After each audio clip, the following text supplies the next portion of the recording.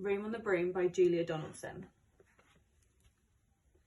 The witch had a cat and a very tall hat, and long ginger hair which she wore in a plait. How the cat purred and how the witch grinned, as they sat on their broomstick and flew through the wind. But how the witch wailed and how the cat spat, when the wind blew so wildly it blew off her hat. Down cried the witch, and they flew to the ground. They searched for the hat, but no hat could be found. But out of the bushes, on thundering paws, there bounded a dog with his hat in his jaws. He dropped it politely, then eagerly said, as the witch pulled the hat firmly down on her head, "I am a dog as keen as can be. Is there room on a broom for a dog like me?" "Yes," cried the witch, and the dog clambered on. The witch tapped on the broomstick, and whoosh, they were gone. Over the fields and the forest they flew. The dog wagged his tail, and the stormy wind blew. The witch laughed out loud, and held on to her hat, but away blew the bow from her long ginger plait. Down cried the witch, they flew to the ground. They searched for the bow, but no bow could be found. Then out from the tree, with a ear-splitting shriek, there flapped a green bird with a bow in her beak. She dropped it politely, and bent her head low, then said, as the witch tied her plait in a bow, "I am a bird, as green as can be. Is there room on the broom for a bird like me?" "Yes," cried the witch, so the bird fluttered on.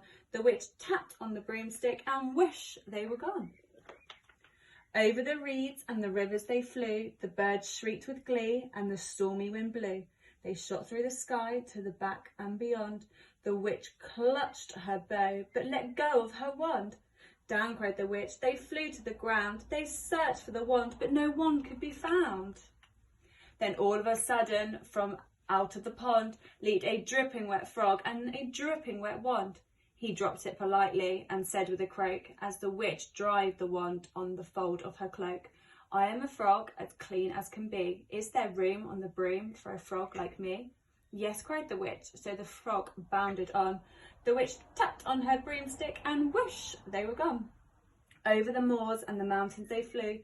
The frog jumped for joy, and the broom snapped in two. Down fell the cat and the dog and the frog. Down they went tumbling into the bog. The witch, his half broomstick, flew into the cloud, and the witch heard a roar, scary and loud. "I am a dragon as mean as can be, and I am planning to have witch and chips for my tea." "No," cried the witch, flying higher and higher. The dragon flew after her, breathing out fire. "Help," cried the witch, flying down to the ground. She looked all around, but no help could be found. The dragon drew nearer, and licking his lips, said, "Maybe this once I will have witch without chips." But just as he planned to begin on his feast, from out of the ditch rose a horrible beast. It was tall, dark and sticky, and feathered and furred. It had 4 frightful heads. It had wings like a bird. It had terrible voice. When it started to speak, was a yowl and a growl and a croak and a shriek. It dripped and it squelched and it strode from the ditch. And it said to the dragon, "Buzz off, that's my witch." The dragon drew back and he started to shake. "I'm sorry," he spluttered, "I made a mistake. It's nice to meet you, but now I must fly." And he spread out his wings and off through the sky. Then down flew the bird, and down jumped the frog. Down climbed the cat, and "Phew," said the dog.